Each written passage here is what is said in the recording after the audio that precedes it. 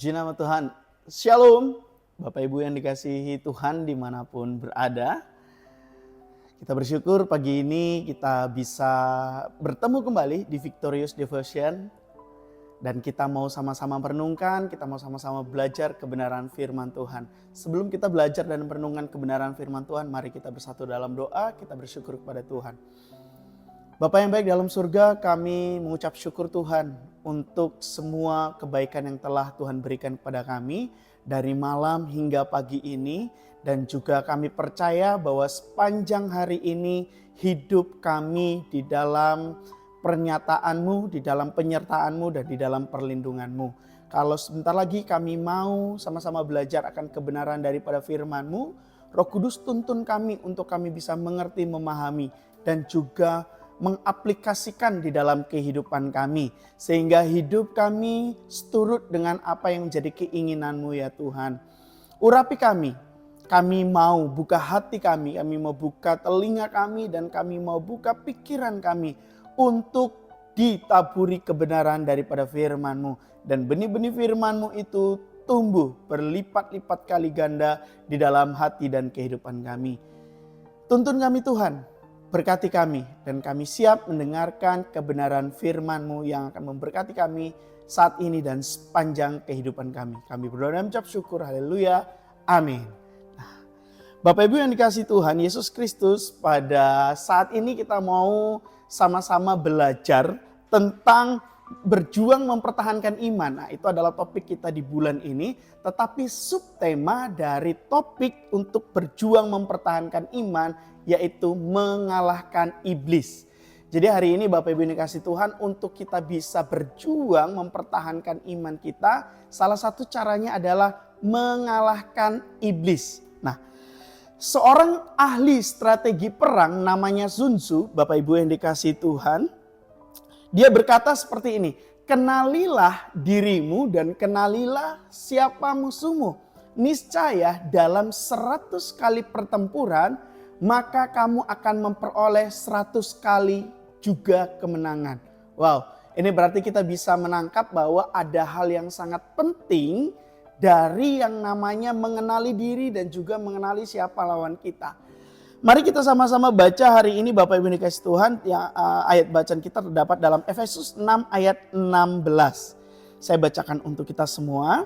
Dalam segala keadaan pergunakanlah perisai iman. Sebab dengan perisai itu kamu akan dapat memadamkan semua panah api dari si jahat. Wah. Nah, Bapak Ibu yang dikasihi Tuhan, apa yang harus kita lakukan untuk kita bisa mengalahkan iblis? Ya, jadi harus kita pahami dulu, harus kita mengerti dulu bahwa lawan kita itu bukan darah dan daging. Lawan kita bukan sesama manusia. Jadi yang kelihatan di depan mata kita yang adalah manusia itu bukan musuh kita. Jadi jangan pernah beranggapan kita punya musuh sesama manusia. Tetapi musuh utama kita adalah iblis dan konco-konconya. Itu musuh utama kita. Musuh utama dengan segala tingkatannya. Nah, di dalam ilmu teologi sistematika memang ada bagian tertentu dalam ilmu itu yang membahas tentang setan atau iblis dan juga roh-roh jahat yang terkandung di dalam satanologi dan demonologi. Memang kita tidak akan membahas itu, tetapi paling tidak adalah pada saat kita mengetahui siapa lawan utama kita dengan berbagai macam tingkatannya, kita bisa mengantisipasi bagaimana cara kita melawannya. Saya dulu seorang atlet karate, ya gini-gini juga atlet karate Bapak Ibu, waktu masih muda dulu. Jadi di dalam diri manusia itu ada yang namanya titik-titik kelemahan. Sama seperti iblis juga punya titik-titik kelemahan. Tetapi sebelum kita mengetahui titik kelemahan dari iblis, kita harus mengenal siapa diri kita dulu Bapak Ibu yang dikasihi Tuhan. Nah, yang harus kita tahu yang ada dalam diri kita untuk bisa mengalahkan iblis, yang pertama itu Bapak Ibu yang dikasihi Tuhan adalah kita punya kekuatan di dalam Tuhan. Yang percaya katakan amin. Nah, kita punya kekuatan di dalam Tuhan, di dalam kuat kuasanya. Sebagaimana yang tertulis dalam Efesus 6 ayat 10. Akhirnya hendaklah kamu kuat di dalam Tuhan, di dalam kuat kuasanya. Jadi kita punya kuasa untuk apa? untuk melawan iblis. Yang kedua, dengan cepat saja Bapak Ibu dikasih Tuhan, kita punya seluruh perlengkapan senjata Allah. Kalau kita baca dari atas, jelas Tuhan tidak akan pernah membiarkan kita tangan kosong di dalam melawan iblis, di dalam melawan kroni-kroninya. Nggak mungkin kita dibiarkan Tuhan dengan tangan kosong gitu saja. Nanti bisa dengan lengkap dibaca ya Bapak Ibu dikasih Tuhan. Lalu yang selanjutnya, kita diberi kuasa. Kuasa yang seperti apa? Kuasa yang tidak terbatas. Kalau kita baca dalam Markus 13 ayat 15. Dan diberinya kuasa untuk mengusir setan. Nah, ini yang ada dalam diri kita. Supaya kita bisa tahu, mengenal diri kita dan kita bisa mengalahkan si iblis itu. Lalu yang terakhir, yang harus kita ketahui dalam diri kita. Yaitu apa? Roh yang ada dalam kita. Itu lebih besar daripada roh apapun. Jadi jangan pernah takut dengan setan, dengan iblis, dengan kroni-kroninya.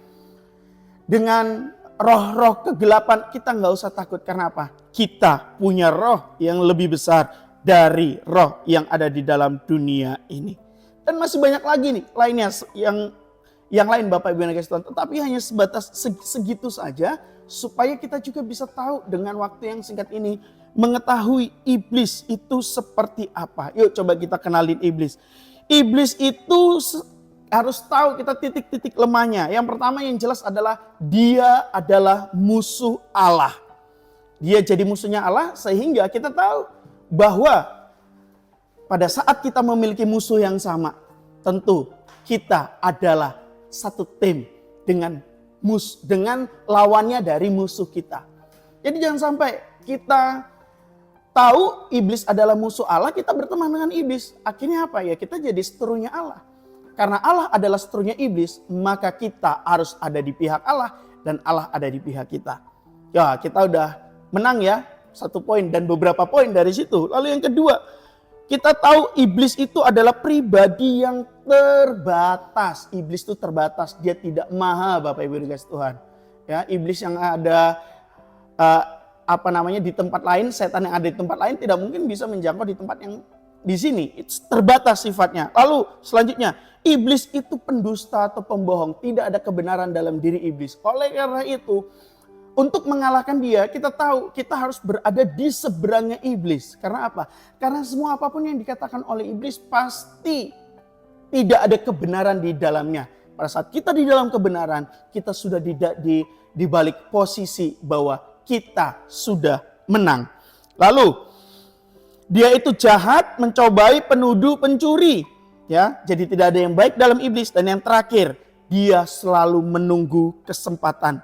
Untuk apa? Untuk waktu yang tepat. Kalau kita baca dalam Lukas 4 ayat 13. Sesudah iblis mengakhiri semua pencobaan itu, ia mundur daripadanya dan menunggu waktu yang baik.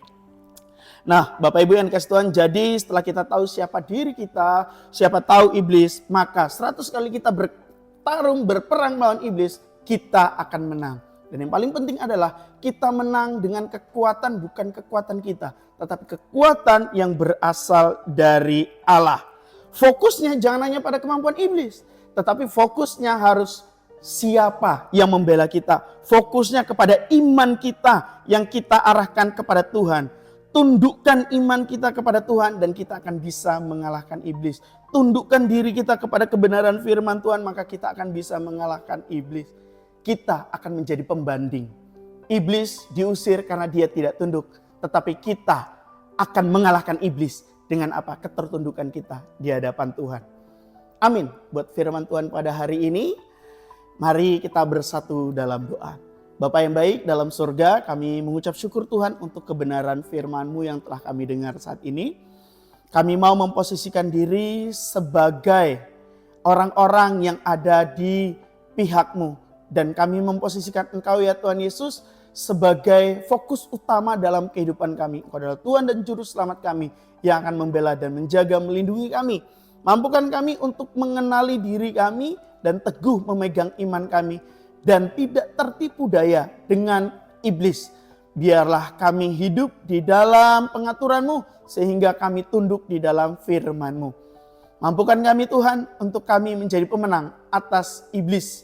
Dan juga kami bisa menang atas kelemahan-kelemahan yang ada dalam diri kami. Kami mengucap syukur atas kasih-Mu, kami mengucap syukur atas perlengkapan senjata Allah yang telah Engkau berikan kepada kami. Biarlah kami menggunakannya dengan sebaik-baiknya. Ini doa dan permohonan kami serahkan hidup kami ke dalam tangan-Mu. Kami berdoa dan mengucap syukur. Haleluya. Amin. Nah, sampai ketemu Bapak Ibu yang dikasihi Tuhan Yesus Kristus di Victorious yang akan datang. Tuhan Yesus memberkati. Salam kemenangan. Shalom.